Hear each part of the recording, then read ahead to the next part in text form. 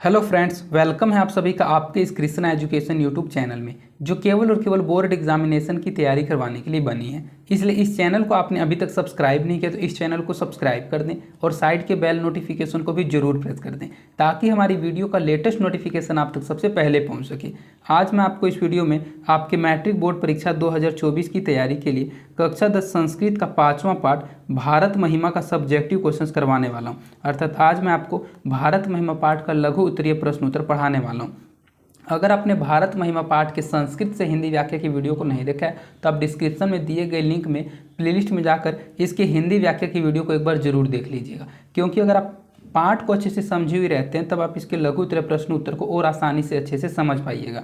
और यहाँ पर सभी विषयों का जो पीडीएफ है वो बिल्कुल फ्री दिया जाता है, इसलिए इस मुफ्त पीडीएफ को प्राप्त करने के लिए आप हमारे टेलीग्राम चैनल को ज्वाइन कर लीजिए। टेलीग्राम चैनल का लिंक डिस्क्रिप्शन में भी दिया हुआ है और आप टेलीग्राम एप्लीकेशन में कृष्णा एजुकेशन को सर्च करके भी ज्वाइन हो सकते हैं। तो चलिए बिना किसी देरी के इस क्लास में आगे बढ़ते हैं। इसमें हमारा पहला क्वेश्चन है, मातृभूमि का वर्णन किस रूप में किया गया है? पठित पाठ के आधार पर लिखें।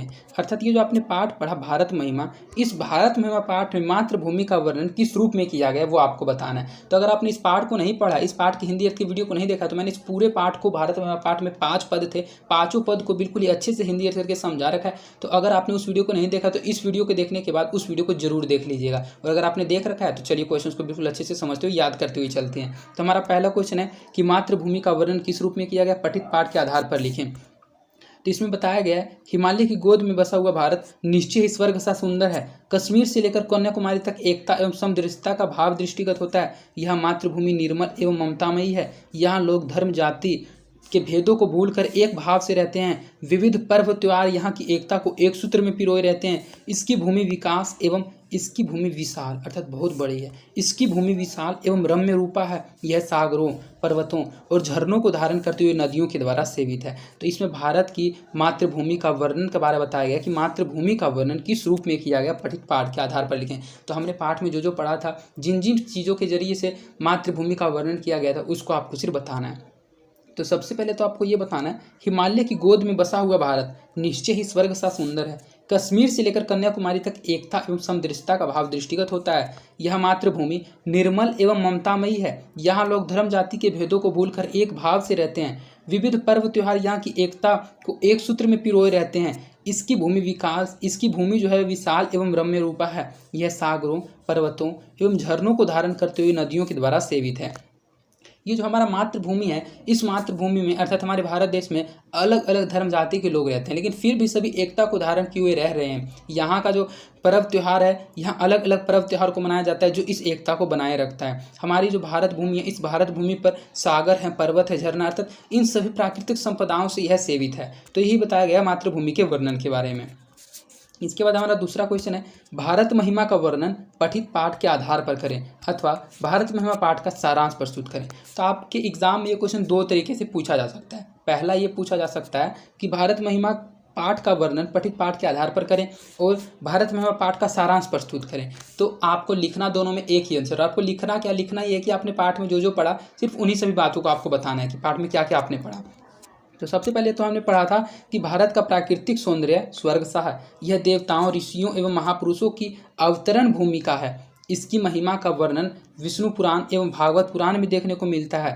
भारत भूमि पर अवतरित होने वाला मनुष्य निश्चय ही धन्य है। हमारी भारत भूमि विशाल, रम्य रूपा और कल्याणपद्र है, अत्यंत शोभनीय और संसार का गौरव। भारत हम सबों के लिए सदैव पूजनीय है। यहाँ धर्म जाति के भेदों को भूलकर एकता एवं सहिष्णुता के पाठ पढ़ाया जाता है। हम भारतीय सदैव कहते हैं वसुधैव कुटुंबकम। वसुधैव कुटुंबकम अर्थात संपूर्ण पृथ्वी हमारा परिवार। ये संस्कृत का शब्द है वसुधैव कुटुंबकम, अर्थात संपूर्ण पृथ्वी ही हमारा परिवार है।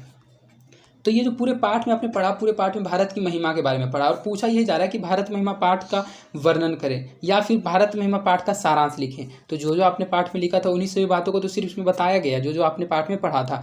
भारत का प्राकृतिक सौंदर्य स्वर्ग सा है। यह देवताओं, ऋषियों एवं महापुरुषों की अवतरण भूमि है, अर्थात भारत में अनेक देवता, अनेक ऋषि एवं अनेक महापुरुषों का जन्म हुआ है। इसकी महिमा का वर्णन विष्णु पुराण एवं भागवत पुराण में देखने को मिलता है, क्योंकि भारत महिमा में जो आपने पौराणिकी के पहला और दूसरा पद पढ़ा था वो पहला पद विष्णु पुराण और दूसरा पद भागवत पुराण से लिया गया था। भारत भूमि पर अवतरित होने वाला मनुष्य निश्चय ही धन्य है, अर्थात भारत भूमि पर जिसका जन्म होता है वह मनुष्य निश्चय ही धन्य है।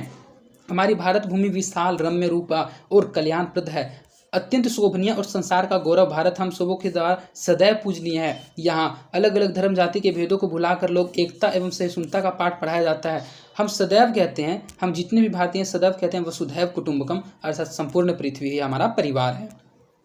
ये भी क्वेश्चन उसी से रिलेटेड है। आपका पहला क्वेश्चन, दूसरा क्वेश्चन, तीसरा क्वेश्चन, तीनों एक दूसरे से कनेक्टेड हैं। अगर आप पाठ को पढ़ी हुई रहिएगा तो इन तीनों चारों क्वेश्चन का आंसर बिल्कुल ही अच्छे से लिख दीजिएगा। तीसरा क्वेश्चन है भारत महिमा पाठ का 5 वाक्यों में परिचय दें, अर्थात भारत महिमा पाठ में आपने क्या क्या पढ़ा उन सभी बातों को सिर्फ 5 वाक्यों में बताएं। तो इस पाठ में भारत के महत्व के वर्णन से संबंध पुराणों के 2 पद तथा 3 पद आधुनिक पद दिए गए हैं। जैसा कि मैंने अभी आपको बताया कि जो भारत महिमा पाठ है इसमें कुल आपके 5 पद हैं। 2 पद पौराणिकी से लिए गए अर्थात 2 पद पुराणों से लिया गया और 3 पद आधुनिक पद दिए गए अर्थात उन 3 पदों का निर्माण किया गया। और उन 3 पदों की रचना किसने की थी? तो हमने आपको ऑब्जेक्टिव क्वेश्चन में पढ़ा था, अध्यक्ष जी ने की थी। हमारे देश भारतवर्ष को प्राचीन काल से इतना महत्व दिया गया था कि देवगण भी यहाँ जन्म देने के लिए तरसते थे। इसकी प्राकृतिक सुषमा अनेक प्रदूषणकारी तथा विध्वंसक क्रियाओं के बाद भी अनुपम है। इसका निरूपण इन पदों में प्रस्तुत है। जो भारत महिमा पाठ है उस पाठ का 5 वाक्यों में परिचय देने के लिए कहा जा रहा है। तो इस पाठ में भारत के महत्व के वर्णन से संबंधित पुराण के 2 पद तथा 3 पद आधुनिक पद दिए गए हैं। हमारे देश भारतवर्ष को प्राचीन काल से इतना महत्व दिया गया है कि यहाँ हमारे भारत देश में देवगण भी जन्म लेने के लिए तरसते थे। इसकी जो प्राकृतिक सुषमा और अनेक प्रदूषणकारी तथा विध्वंसक क्रियाओं के बाद भी इसकी प्राकृतिक सुषमा एक प्रकार की अनुपम है अर्थात अनोखी है। इसका निरूपण इन पदों में प्रस्तुत है, अर्थात इस पूरे भारत महिमा पाठ का जो निरूपण है इन सभी चीज़ों के बारे में 2 पुराणों के पद में और 3 आधुनिक पद में दिए गए हैं। तो ये 5 वाक्यों में भारत महिमा पाठ का परिचय बिल्कुल ही सटीक आंसर हो जाता है। इसके बाद हमारा नेक्स्ट क्वेश्चन है, देवता लोग किस देश का गुणगान करते हैं और उस देश का गुणगान क्यों करते हैं? तो देवता लोग भारत देश का गुणगान करते हैं क्योंकि भारतीय भूमि स्वर्ग और मोक्ष प्राप्त करने का साधन है। मनुष्य भारत भूमि पर जन्म लेकर भगवान हरि की सेवा के योग्य बन जाते हैं। जो देवता लोग होते हैं वे भारत देश का गुणगान करते हैं। जो देवता लोग भारत देश का गुणगान करते हैं क्योंकि जो भारतीय भूमि है वह स्वर्ग और मोक्ष प्राप्त करने का साधन है। मनुष्य भारत भूमि पर जन्म लेकर भगवान हरि की सेवा करने के योग्य बन जाता है। इसीलिए तो हमारे इस भारत भूमि पर देवगण भी जन्म लेने के लिए तरसते थे। तो देवता लोग किस देश का गुणगान करते हैं और क्यों करते हैं, तो इसका सिर्फ 2 ही लाइनों में आंसर आपको लिखना है और इसी में आपका 2 नंबर कन्फर्म एग्जाम में मिल जाएगा। और ये क्वेश्चन कई बार बोर्ड एग्जाम में पूछा जा चुका है, इसलिए इस क्वेश्चन को अच्छे से याद रखिएगा कि देवता लोग किस देश का गुणगान करते हैं और उस देश का गुणगान क्यों करते हैं। तो देवता लोग भारत देश का गुणगान करते हैं क्योंकि भारतीय भूमि स्वर्ग और मोक्ष प्राप्त करने का साधन है। मनुष्य भारत भूमि पर जन्म लेकर भगवान हरि की सेवा करने के योग्य बन जाता है। इसीलिए देवता लोग भी भारत की भूमि पर जन्म लेने के लिए तरसते थे। भारत भूमि कैसी है तथा यहाँ किस प्रकार के लोग रहते हैं? तो भारतवर्ष अति प्रसिद्ध देश है। यहाँ की भूमि सदैव पवित्र और ममतामयी है। यहाँ विभिन्न जातियों और धर्मों के लोग एकता भाव को धारण करते हुए निवास करते हैं। जो हमारी भारत भूमि है यह कैसी है और यहाँ किस प्रकार के लोग रहते हैं ये आपसे पूछा जा रहा है। तो अगर आपने भारत महिमा पाठ को आपने पढ़ रखा, भारत महिमा सिर्फ पूरे पाठ में सिर्फ 5 पद हैं, 20 मिनट का वीडियो, मैंने इस पूरे पाठ को बिल्कुल अच्छे से समझा रखा है। अगर आप उस वीडियो को देख लीजिएगा तो आप इस टाइप के सब्जेक्टिव और ऑब्जेक्टिव क्वेश्चन को बिल्कुल ही आसानी से बना दीजिएगा। तो क्वेश्चन ये है कि भारत भूमि कैसी है तथा यहाँ किस प्रकार के लोग रहते हैं। तो भारतवर्ष जो है वह अति प्रसिद्ध देश है। यहाँ की भूमि सदैव पवित्र और ममतामयी है। यहाँ विभिन्न जातियों और धर्मों के लोग एकता एवं भाव को धारण करते हुए निवास करते हैं। इसमें 2 बातों को आपको पूछा गया और दोनों बातों को बताना है। भारत भूमि कैसी है, भारतवर्ष अति प्रसिद्ध देश है, यहाँ किस प्रकार के लोग रहते हैं, अर्थात भारत जो वर्ष है अति प्रसिद्ध देश है और यहाँ की भूमि सदैव पवित्र और ममतामयी है। यहाँ किस प्रकार के लोग रहते हैं, तो यहाँ विभिन्न जातियों और धर्मों के लोग, अर्थात इस भारत देश में अलग अलग जाति और अलग अलग धर्म के लोग एकता के भाव को धारण करते हुए निवास करते हैं, अर्थात एकता के भाव को धारण करते हुए आपस में मिलजुल कर रहते हैं। भारतीयों की विशेषताओं का वर्णन करें, अर्थात हम लोग जितने भी इंडियन हैं, हम लोग जितने भी भारतीय हैं, हम लोगों में ऐसी कौन सी विशेषताएं होती है जो अन्य देश के लोगों में नहीं होती है। तो वही पूछा जा रहा है कि भारतीयों की विशेषताओं का वर्णन करें। तो भारत में जन्म लेकर लोग धन्य होते हैं और हरि की सेवा करते हैं। हरि से यहाँ तात्पर्य भगवान विष्णु, अर्थात भारत में जन्म लेकर लोग धन्य होते हैं और हरि की सेवा करते हैं। उन्हें स्वर्ग और मोक्ष प्राप्त होता है। भारतीय धर्म और जाति के भेदभावों को न मानते हुए एकता के भाव से रहते हैं। सभी भारतीयों की देशभक्ति आकर्षक है तथा दूसरों के लिए आदर्श रूपी है। जो भारतीय लोगों की विशेषता है वो ये है कि भारत में जन्म लेकर सभी लोग धन्य होते हैं और हरि की सेवा करते हैं, उन्हें स्वर्ग और मोक्ष प्राप्त हो जाता है। जब वे भारत में जन्म लेते हैं तभी उनको स्वर्ग और मोक्ष की प्राप्ति हो जाती है। भारतीय धर्म और जाति के भेदभावों को न मानते हुए एकता के भाव से रहते हैं। ये पॉइंट आधुनिक में बहुत अच्छी तरीके से यूज हो रहा है, इसको आपको याद रखना है। जो भारत देश है यह एक धर्मनिरपेक्ष देश है, अर्थात यहाँ सभी धर्मों के लोगों को एक समान भाव से देखा जाता है, सभी को बराबर का समानता मिला हुआ है। तो वही लिखा हुआ है कि भारतीय धर्म और जाति के भेदभावों को न मानते हुए एकता के भाव से रहते हैं। सभी भारतीयों की देशभक्ति आकर्षक है, अर्थात जितने भी भारतीय लोग हैं सभी अपने देश के प्रति पैट्रियोट हैं, अर्थात देशभक्ति आकर्षक है और दूसरों के लिए आदर्श रूपी है। इसी प्रकार भारतीयों की विशेषताओं का वर्णन किया गया है। तो इस टाइप का क्वेश्चन जब आपसे पूछा जाए तो आप अपने लैंग्वेज के अनुसार भी कुछ ना कुछ लिख सकते हैं। ये जो क्वेश्चन का आंसर हम आपको पढ़ा रहे हैं ये जरूरी नहीं कि इन्हीं लाइनों को आपको रटना है, सिर्फ जो चीज़ हम आपको समझा रहे हैं उस चीज़ को आपको अच्छे से समझ के आपके माइंड में सेट कर लेना है कि आपको बताया क्या जा रहा है, आपको समझाया क्या जा रहा है। और जब एग्जाम में या फिर कहीं भी एग्जाम जब हो, आपका टेस्ट हो, कोई भी आपसे क्वेश्चन पूछ लें तो जो मैंने आपको बातें बताई हैं सिर्फ उन्हीं में से कुछ पॉइंट वो आपको बता देना, आपका आंसर बिल्कुल करेक्ट हो जाएगा और आपका जो मार्क्स है वह फुल मिल जाएगा। तो हमारा नेक्स्ट क्वेश्चन है भारत महिमा पाठ का क्या उद्देश्य है।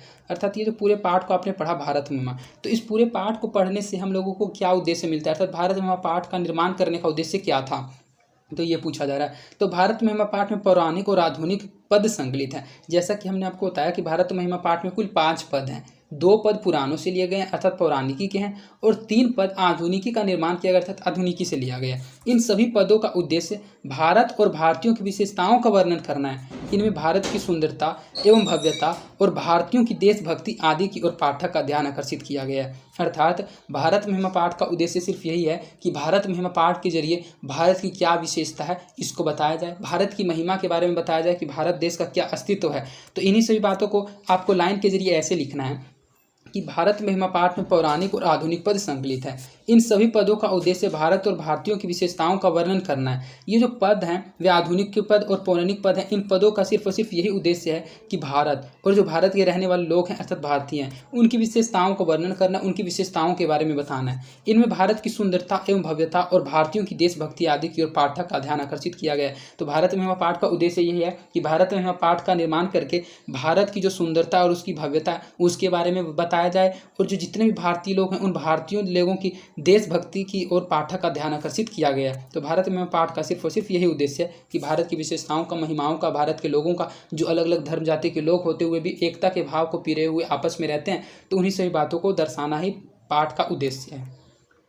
भारत महिमा पाठ से हमें क्या संदेश मिलता है। ये जो भारत महिमा पाठ है इससे हमें संदेश क्या मिलता है अथवा भारत महिमा पाठ से क्या शिक्षा मिलती है, 5 वाक्य में उत्तर दे। तो ये भी क्वेश्चन 2 तरीके से आपके एग्जाम में पूछा जा सकता है कि भारत महिमा पाठ से क्या संदेश मिलता है या फिर भारत महिमा पाठ से क्या शिक्षा मिलती है। तो दोनों में से कोई भी क्वेश्चन पूछा जाए आपको आंसर यही लिखना है, क्योंकि जो संदेश मिलता है वही तो शिक्षा मिलती है और 5 वाक्य में उत्तर देने के लिए कहा जा रहा है तो सिर्फ आपको 5 वाक्य लिख देना है। तो भारत महिमा पाठ से यह संदेश मिलता है या फिर भारत महिमा पाठ से यह शिक्षा मिलती है कि हमें भारतीय होने पर गर्व होना चाहिए।